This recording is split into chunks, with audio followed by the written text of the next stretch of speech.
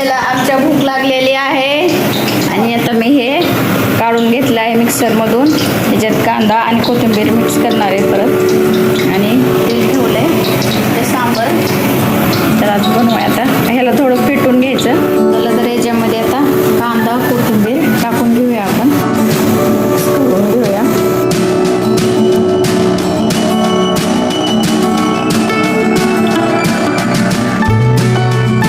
बिना कांदा कोथिंबीरचे पण केले आमच्या सोनूसाठी.